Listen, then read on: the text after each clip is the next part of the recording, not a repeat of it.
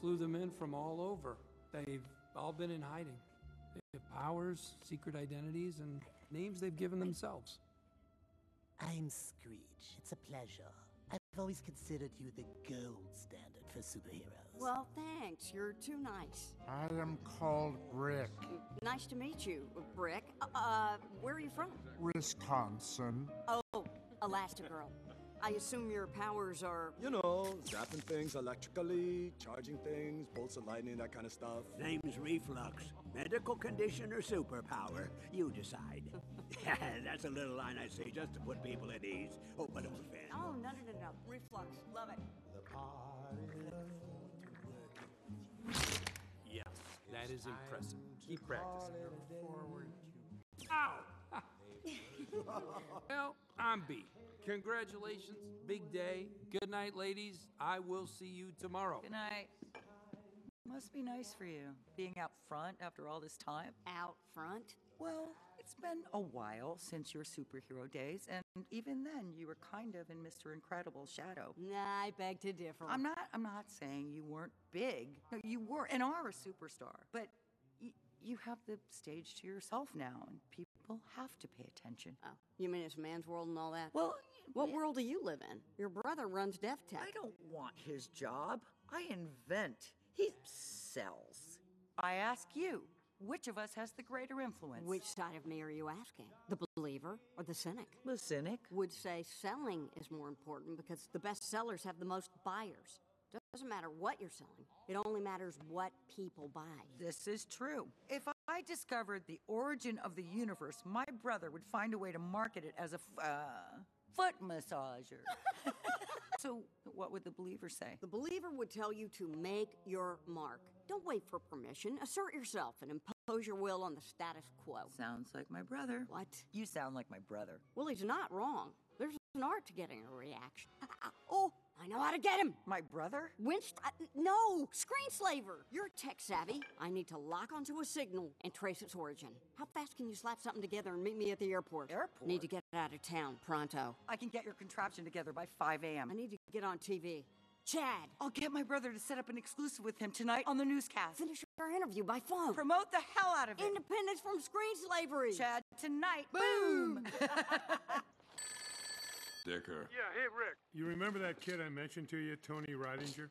Mind wipe? Yeah, nice kid. Well, you also wiped out the Friday night date my daughter had with him. In fact, you wiped out my daughter. Oops. Not an exact science, Bob. Rick, you gotta help me here. Violet hates me, and you, and superheroes. I gotta fix this. What do you know about Tony? Not much. Seems like a good kid. Popular, plays sports, music. Parents own the Happy Platter. Kid works there part-time. Happy Platter? Why did we drive all the way across town for the Happy Platter? We'd like a booth over there, near the philodendron. Good, right? Near the philodendron.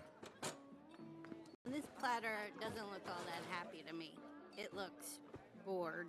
Ha! The bored platter. I thought Vi would want to change a pace from drive-in food. I like drive-in food. Does this mean vegetables? A balanced diet means vegetables, kiddo. Get used to it. Good evening, everyone. Oh! Is she all right? Yeah, more napkins. It's fine. It's fine. Mops it right up. Normally, she doesn't ever drip like this. Would you like water, sir? Yes. Yes, I would. This is my daughter, who you must know, right? Hello. Violet. Hello, Violet. Hey, Vi, say hi to... Don't push it, Dad. I'm Dash, her little brother. Hello.